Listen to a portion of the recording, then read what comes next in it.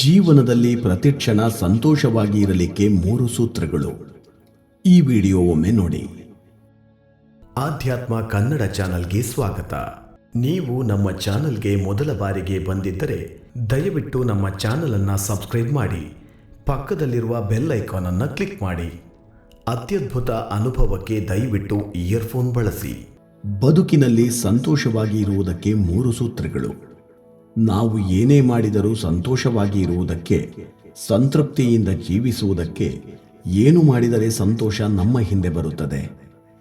ಈ ವಿಷಯದ ಬಗ್ಗೆ ರಾಮಚಂದ್ರ ಮಿಷನ್ ಆಧ್ಯಾತ್ಮ ಕಮಲೇಶ್ ಪಟೇಲ್ ಅವರು ಹೇಳುವುದು ಹೀಗೆ: ಸಂತೋಷ ಪಡೆಯಲು ಇರುವ 3 ಸೂತ್ರಗಳಲ್ಲಿ ಮೊದಲನೆಯದು, ಕೊಡುವುದರಲ್ಲಿ ಇರುವ ಆನಂದ ಮತ್ಯಾವುದರಲ್ಲೂ ಸಿಗುವುದಿಲ್ಲ. ಅದರಲ್ಲೂ ಯಾರಿಗೂ ಗೊತ್ತಾಗದ ಹಾಗೆ ಮಾಡುವ ಸಹಾಯ ಮನಸ್ಸಿಗೆ ಸಂತೋಷ ತರುತ್ತದೆ. ಅವಸರದಲ್ಲಿ, ಅಪಘಾತದಲ್ಲಿ ಇರುವವರಿಗೆ ಸಹಾಯ ಮಾಡುವುದು, ಅಂಥವರಿಗೆ ಹಣ, ಸಮಯ, ಮಾತು, ಪ್ರೀತಿ, ಕಾಳಜಿ ಇದೆಲ್ಲವನ್ನು ಕೊಟ್ಟಾಗ ಸಿಗುವ ಸಂತೋಷ ಚಿರಕಾಲ ಇರುತ್ತದೆ. ದೇಹ ಆರೋಗ್ಯವಾಗಿ ಇರಬೇಕು ಎಂದರೆ ವ್ಯಾಯಾಮ ಮಾಡುವುದು ಎಷ್ಟು ಮುಖ್ಯವೋ, ಅದೇ ರೀತಿ ಒಳ್ಳೆಯ ಹೃದಯ ಚೆನ್ನಾಗಿರಬೇಕು ಎಂದರೆ ಸಹಾಯ ಎನ್ನುವ ವ್ಯಾಯಾಮ ಮಾಡುವುದು ಅಷ್ಟೇ ಮುಖ್ಯವಾಗುತ್ತದೆ. ಸಂತೋಷವಾಗಿರುವುದಕ್ಕೆ 2ನೆಯ ಸೂತ್ರ, ಕೃತಜ್ಞತೆಯಿಂದ ಇರುವುದು ಮನುಷ್ಯ ಜಾತಿಗೆ ನೈತಿಕತೆಯ ಜ್ಞಾಪಕ. ಈ ಮಾತನ್ನು ಹೇಳಿದವರು ಸಮಾಜವಾದಿ ಜಾರ್ಜ್ ಸಿವಿಲ್. ಮನುಷ್ಯರ ಮನಸ್ಸುಗಳ ಮಧ್ಯೆ ದೃಢವಾಗಿ ಉಳಿಯುವುದು ಬಾಂಧವ್ಯ ಬದುಕಿನಲ್ಲಿ ಪೂರ್ತಿ ಸಂತೃಪ್ತಿ ನೀಡುತ್ತದೆ.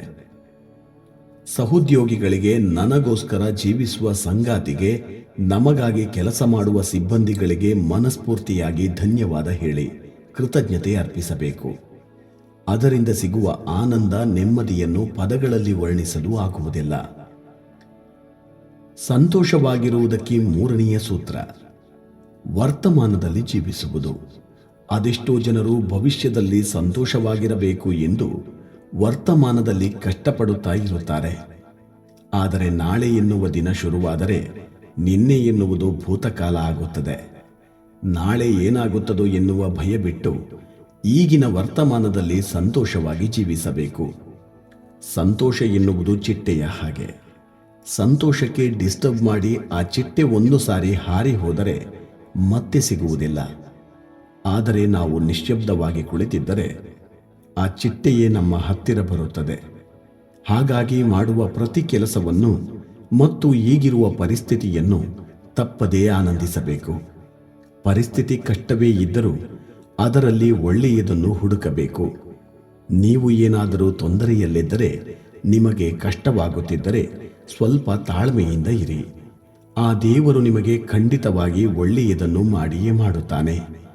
ಕೆಲವರಿಗೆ ಬೇಗ ಮಾಡುತ್ತಾನೆ, ಇನ್ನು ಕೆಲವರು ಸ್ವಲ್ಪ ಕಾಯಬೇಕು ಅಷ್ಟೇ.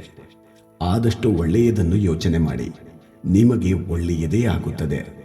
ಇಂತಹ ಮತ್ತಷ್ಟು ವಿಡಿಯೋಗಳಿಗಾಗಿ ನಮ್ಮ ಆಧ್ಯಾತ್ಮ ಕನ್ನಡ ಚಾನಲ್ ಅನ್ನು ಸಬ್ಸ್ಕ್ರೈಬ್ ಮಾಡಿ, ಪಕ್ಕದಲ್ಲಿರುವ ಬೆಲ್ ಐಕಾನ್ ಕ್ಲಿಕ್ ಮಾಡಿ.